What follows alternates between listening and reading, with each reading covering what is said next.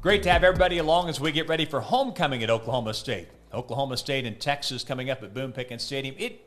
You're busy, I know, with obviously getting ready for the game, but homecoming, you're an Oklahoma State guy, and so you have a great appreciation for what it means. And we'll just start there. Well, it's special. You know, they're talking about maybe 60,000 people being here Friday night and walking the campus and seeing all the work from the sororities and fraternities, you know, the floats or whatever you call them, that they put hours and hours and hundreds of hours in. And then, of course, with the parade and the activities is, you know, it's the largest homecoming in the country, and it's special. People don't understand. I talked to ESPN people this morning, and they said they tried to get a room. They called, their offices called down this week to get a room, and they said the nearest room's like 70 miles away, hotel room. Can't get a room, can't find tickets, it's sold out. So a lot of hard work goes in, and it's special. I mean, everybody comes back for it, and I almost need to put something on social media. Look, I don't have any tickets. I'm out of tickets. You know, it's all I can do to get my family in the game nowadays. But very special times. Well, I do have a couple extra beds at the house. We can hook up the ESPN people. We could probably take care of them if we needed to. Texas, you've won 8 of 12 against Texas, which a lot of people, of course, you've won big. You've had a better record than Texas has had. But why do you think you've had success against them, even though one could argue that physically some of those years, if not many, they maybe have been bigger than you've been, maybe sometimes faster? They are. I think that part of coaching is identifying who we are and who our opponent is. And Texas is big, strong, and fast. They don't play with undersized players at any position. They always have great skill returning kicks and punts. Their kick coverage groups and their punt coverage, the fastest will play down the field. So some of the things that we may try to get accomplished in a normal game week, offensively or defensively, or even on special teams, you would almost be just kind of beating your head against the wall. So don't do it. Okay, what ways can we attack them in any of the 3 phases that give us an advantage? I think that's helped us have success. And our players like playing Texas. We might have 1 or 2 guys that have even had an offer from Texas.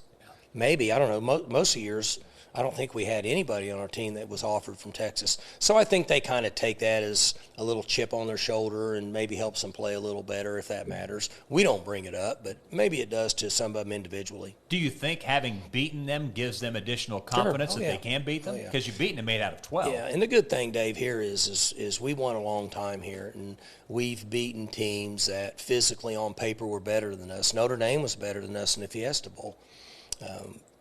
Quite honestly, last year on paper, Oklahoma was better than us. But we won a lot of football games that way with our culture and finding ways to win. And our young people, they play hard. They compete. They play hard. They're poised. They play right till the end. And so I think that gives us an advantage. So you're 5-1 halfway through, ranked in the top 15 in the country. What is the one thing you want to get done? The one thing you feel like we have to get better at this if you're going to end up where you want to be at the end? So we have to improve offensively rushing the football. We know that. We're averaging 3.6 a rush. We need to be over 4. We're averaging under 2 yards a rush when our running backs carry the ball.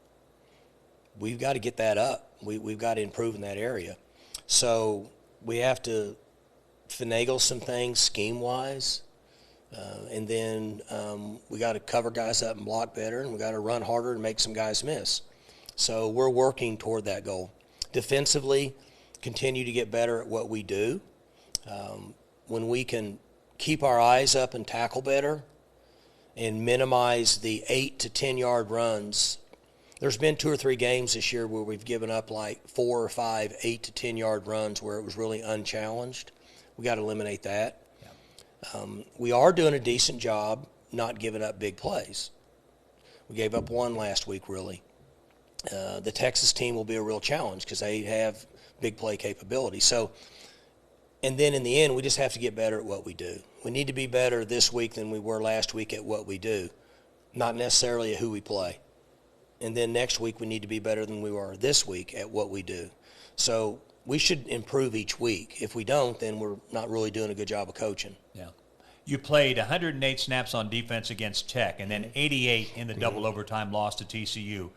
Now you're facing Bijan Robinson, Roschon Johnson, two of the best in the league in terms of yards after contact rushing the football. Are you a little more concerned coming off 2 games and 196 plays trying to tackle those guys than you might ordinarily? Does it worry you a little bit more or no? Well, you're concerned anyway. They're good players. They're going to play in the NFL. And so it's a simple message. You guys better wrap up. And I know at times you get fatigued. I know they're big and strong, and you're just fighting to get to that point. But with these guys, you know, when you're wrapping and rolling those thighs and knees, you better wrap up and hold on. We have bounced off some tackles. We did it a couple times against TCU. There's not any bouncing against these guys. So we've got to wrap and hold on and get them down. And our players have to understand that challenge. We practice it during the week. We don't practice bouncing off of players. And so we try to increase practice in areas where we think it's very important in the game, but you can't just increase everything or you won't have any gas left when you show up on Saturday.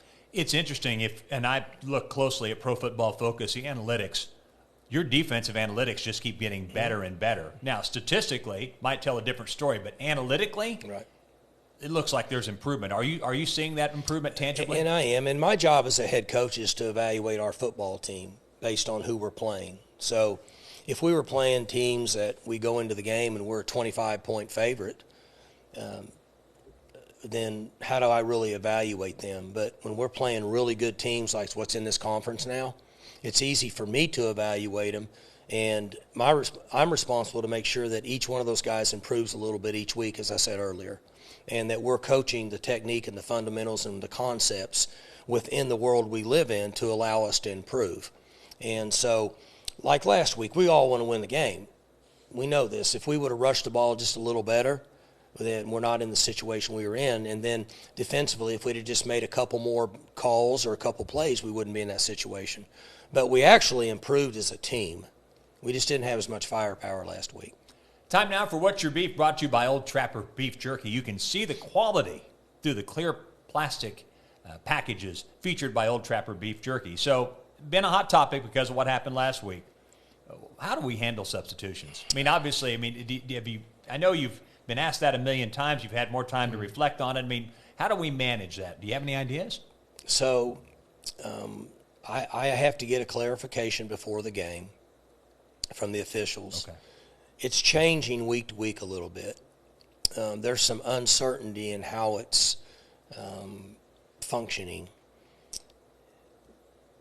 I want to make sure that our staff is not at fault with the way that we're subbing. Okay, we had 2 times that we were at fault against Texas Tech. In the TCU game, in my opinion, we were at fault once. But there was 2 other times that they got us on that I didn't really understand. Now, it's not clear cut. There's a lot of gray area in the way we do substitutions. So we're going to have to come up with a plan eventually for college football to keep the game going to where it doesn't become kind of an ugly part of the game. Yeah. So I need to get clarification on when the referee holds his arms out. In most cases, you're allowed to sub. That's the rule. So if we sub and we're not allowing a guy to get off the field, we're folding our arms, then I have to find out why that's happening, based on the human nature of a referee trying to decide if that guy's running off at the speed he wants him to or not. So to me, that's something that's irrelevant, and it's impossible. Eventually, we might have to put a clock up to say, okay, they sub, there's the 3 seconds, he starts the clock, you've got 8 seconds to get off the field, 10 seconds, whatever. Yeah. At some point, they might have to do that if they can't come up with a very consistent method, because it's even going to get worse in preseason and postseason stuff when you're using officials from out of your conference. Because what's the consistency going to be for them compared to what we've had in this league? Yes. That's What's Your Beef, brought to you by Old Trapper Beef Jerky. We break down some plays after these messages. Back to break down some of the big plays from Oklahoma State's game at TCU, and let's get started in the first quarter, Coach. So we're rolling pretty good here. We're up 7-0. We've got a quarterback draw here, and Spencer made another play. Made 2 guys miss. Really good. He's been doing good all year with this stuff. I'm a little concerned about this ball right here. We need to do a little bit better job ball security, but makes 2 people miss and scores, and continuing to make big plays. I'll let you look at it one more time here. The offensive line sets and lets their guy beat him up the field. It looks like pass, right? So defensive linemen are rushing upfield as much as they can. Offensive linemen kind of subtly let them get up the field, sling them by, let the quarterback run the draw, and Spencer makes a nice play. We talk a lot about a quarterback's ability to run, but also obviously, we'll go back to that in a moment. But what you see here is, pretty darn good catch by your receiver. Yeah, it's a really good job of Spencer identifying man coverage. Okay, if you look here, they're starting in 2 safeties, which is could be a 2-man where they play man underneath, or they rotate to a cover 1 robber safety, which is the guy going back in the middle, and then the guy that's sitting here at about 12 yards. He's playing a robber technique, which means he can go wherever the quarterback's eyes tell him to go. And Spencer goes exactly where he should with the ball bases when they rotate to 1 robber. And throws a good ball, and JP makes a fantastic catch. We get another touch. We got to have more of those. Really good, right? Yes. I mean, just he just kind of gets more and more like Stoner every game, doesn't he? Yeah, he sure does. Just tough, competitive, makes plays, very athletic plays, good coverage, right? If you're coaching TCU, you can't say, hey, the coverage wasn't there. It's good coverage. Let's look back here at protection. Okay, we're getting a 3-man rush, and they're bringing a backer, which is 4-man, which is just base. Okay, 4-man rush is normal. And we've got him picked up. We've got a nice little cup there for him to throw in. We're in good shape.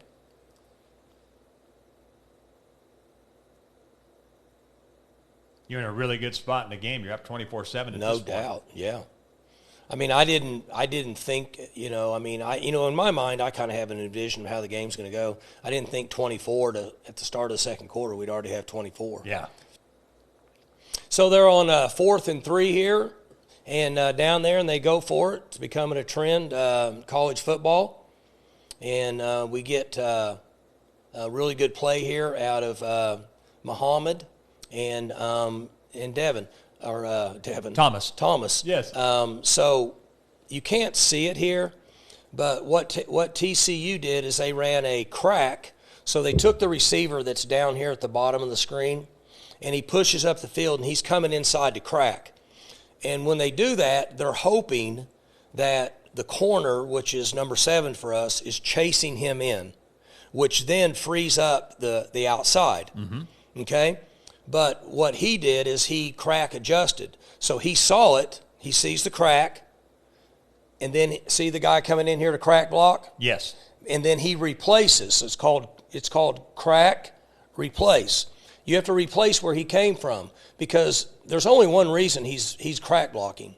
It's because they're coming outside. Right. So last year he would have went running in here with him, covered him, thought maybe it was a slant route.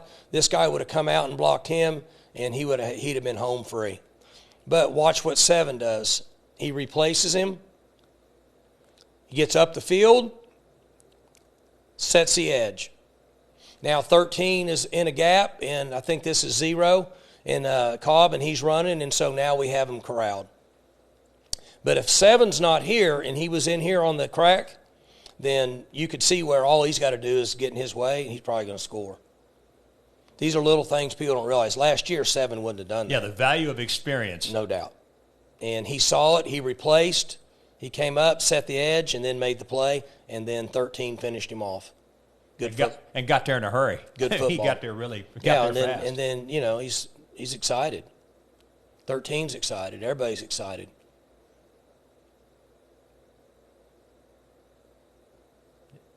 And there you can see it. Yep. So he gets him down, started, and then 13 has to be there because if he's not there, he might creep and crawl and fall across the first down. Right. It's a 4th and 4. Yep, good move right there. Good stop. Okay, now really good job by Lacey. So we're in a 3-man rush, which is risky. You do it some to drop 8 to create confusion. We rush 3, we rush 4, we rush 5. We try to mix it up to create uncertainty for the quarterback, right? We all do that. This is really good by 89, and here's why. So there's a 6.5 to 8 yard circle that's right here that the quarterback sits in and throws in most everywhere in college football. Okay? And we have to get our defensive line or push the offensive line in his circle to keep him from being comfortable. We don't want these defensive ends up at 9, 10, and 11 yards because they're run by the ball. They're not doing us any good, okay? And we got to get these interior guys pushing back into this circle to limit his vision. So if you look right here, he's at the 8-yard mark. Here's 6. So here's the circle that they're trying to protect and we're trying to get to, okay? Now, this guy's in bad shape because he's got 3-on-1. So he really is just kind of trying to push and keep vision to the quarterback and help as much as he can. These are the 2 guys that need to make the play because they're 1-on-1. Both of these guys are heading past the 8-yard circle that's right here, 8 to 6.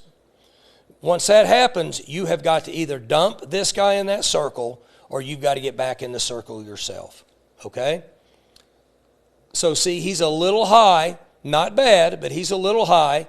But 89 realizes I'm out of the circle now. I've got to get back in the circle to make a play. He folds in and dives and makes a play. Very well done. And we also talk all the time, don't reach. You see so many players right here start to reach. You got to dive, lay out, and then get the guy down. Well done. And that's experience again, isn't it? Mm-hmm. Tyler Lacey's played a lot of football. Yep. See where he is back here? Mm-hmm. He's back at that 10, ball 9 or 10. There's not much that goes on back here. We need a bunch of guys right here. Either their guys or our guys need to be in this circle.